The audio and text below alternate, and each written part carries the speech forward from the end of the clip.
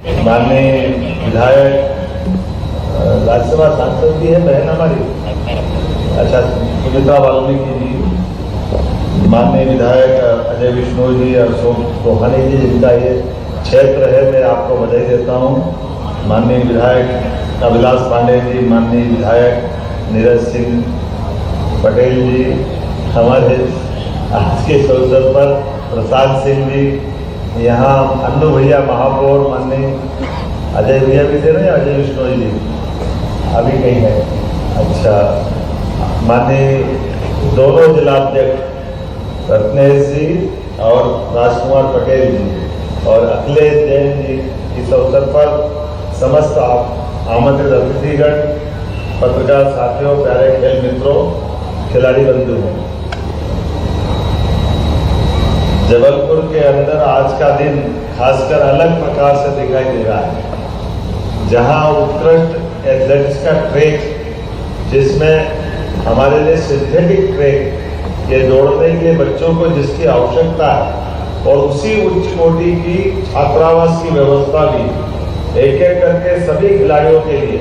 सबसे पहले तो प्रदेशवासियों को बधाई देना चाहूंगा, जोरदार अभिनंदन करें मध्य प्रदेश का जो स्थान बना है खिलाड़ियों के माध्यम से।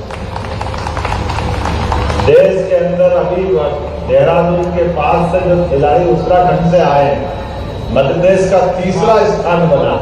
सबसे ज्यादा पदों जीतने में प्रदेश ने सभी प्रकार के खेलों में अपनी जो उत्कृष्टता दिखाई, हम मध्य प्रदेश इस खेल के माध्यम से भी बाकी सब क्षेत्रों में भी धीरे धीरे करके जो आगे बढ़ रहा है, मैं वाकई अपने सारे खेल मंत्रालय के सभी अधिकारी, खेल मंत्री और सरकार के सभी मंत्रियों को बधाई देना चाहूंगा। जब से हमारी सरकार बनी, अलग अलग क्षेत्रों में अलग अलग प्रकार के नवाचार करते हुए एक एक करके विकास के नए कीर्तिमान बना रहे हैं, नवीन तकनीक का लाभ भी ले रहे हैं और नई सुविधा भी दे रहे हैं, उसका परिणाम भी आ रहा है। बदलते दौर में हमारा मध्य प्रदेश जो पहले आज से 20 साल पहले के दौर में ऐसी दुरावस्था में था, लेकिन समय समय धीरे धीरे करके एकदम नए दौर में प्रवेश कर रहा है। और आज के इस बदलते दौर में जब यशस्वी प्रधानमंत्री का नेतृत्व प्राप्त हो रहा है, यशस्वी प्रधानमंत्री का जोरदार अभिनंदन करें श्रीमान नरेंद्र मोदी जी का। खिलाड़ी के लिए भावना कैसी होना चाहिए, यशस्वी प्रधानमंत्री ने अपने कार्यशैली से उसको बताया। एक खिलाड़ी हमारी कोई कारण से ओलंपिक के पदक से चूकी, ऐसे में उस बच्ची का भी मान सम्मान बढ़ाते हैं। उसी प्रकार से जैसे चंद्रमा में जाने वाले विमान के लिए, रॉकेट के लिए दिक्कत आई तो वैज्ञानिक निराश थे, लेकिन यशस्वी प्रधानमंत्री ने जाकर के इसरो में जाकर के लोगों का हौसला अफजाई की, जो हमारे अंतरिक्ष अभियान से जुड़े हुए। ये भाव जब रहता है, अरे खिलाड़ी वही सच्चा हो सकता है, जहाँ हारने के लिए कोई गम नहीं, लेकिन जीतने के आगे और दम लगाने की हिम्मत रखता है।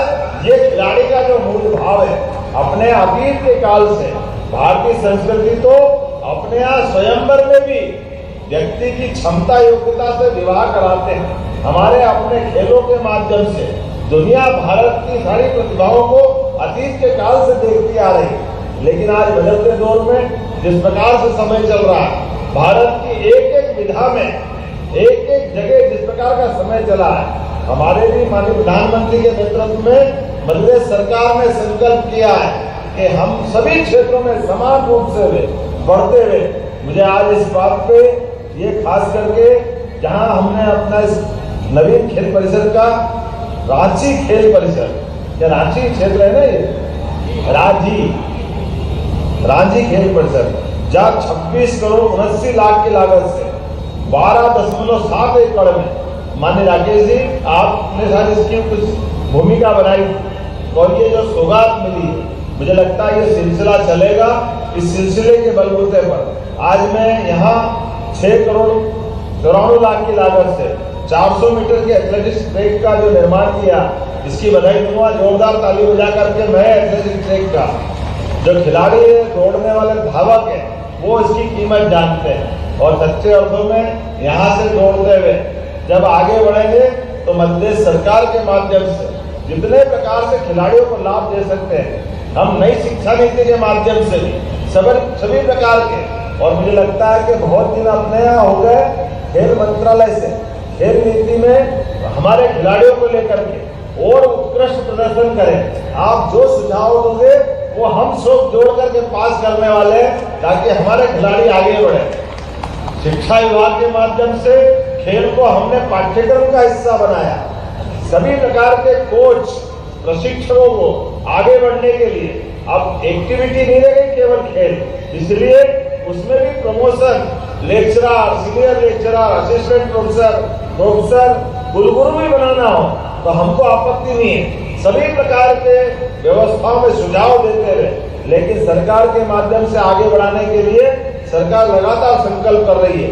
आज जो यहाँ हॉस्टल है जिसमें 72 बिस्तर वाले 24 शयन कक्ष है, 12 महिला खिलाड़ियों को, 12 पुरुष खिलाड़ियों को, और खास करके धीरे धीरे करके जिस प्रकार से समय चल रहा है, अब शूटिंग हो, घुड़सवारी हो, हॉकी हो, कयाकिंग, कैनोइंग, रोविंग, कौन सा गेम छूट रहा है, सभी प्रकार के गेम में। और हमारे दिग्विजय सिंह जी बैठे हैं, ओलंपिक एसोसिएशन के माननीय सचिव है, आप तो एशियाड में और ओलंपिक में भी गए, जोरदार ताली बजाइए। हमारे लिए जबलपुर का गौरव है खेलों के मामले में। यहाँ एसोसिएशन में भी आगे है और खिलाड़ी में भी आगे है, और खिलाड़ी खास करके रानी दुर्गावती की नगरी है, माँ नर्मदा का आशीर्वाद है। ऐसे स्थान पर हमारे दादा ईश्वरदास रोहानी जी के समय से इस स्थान पर आपने बहुत सारे काम किए। पट्टों का शारदा नगर, शांति नगर के पट्टे, अभी खिलाड़ी की बात तो पूरी कर लो। जब मेरे को लगा कि इसका नामकरण अगर करना हो तो किसका नाम दे सकते हैं? रोहानी जी के नाम। तो मैं मान के चलता हूँ हमारे स्वर्गीय ईश्वरदास रोहानी जी के नाम पर इस खेल परिसर का नामकरण करने की घोषणा करते हैं। यह हमारे लिए सौभाग्य की बात है, एक ऐसे नेता जो जनता के लिए लगातार जुड़े रहते हैं, और स्वाभाविक रूप से हमारी ऐसी सारी हस्तियों को याद करना।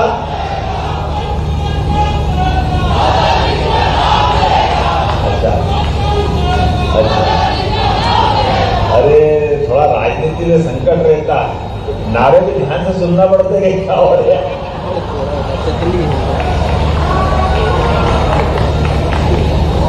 हल्ले हल्ले में पता नहीं क्या लगेगा, और अपनी कोई प्रतिक्रिया व्यक्त करने के पहले आवश्यक सावधानी भी जरूरी है। लेकिन स्वर्गीय ईश्वरदास रोहानी जी ने वाकई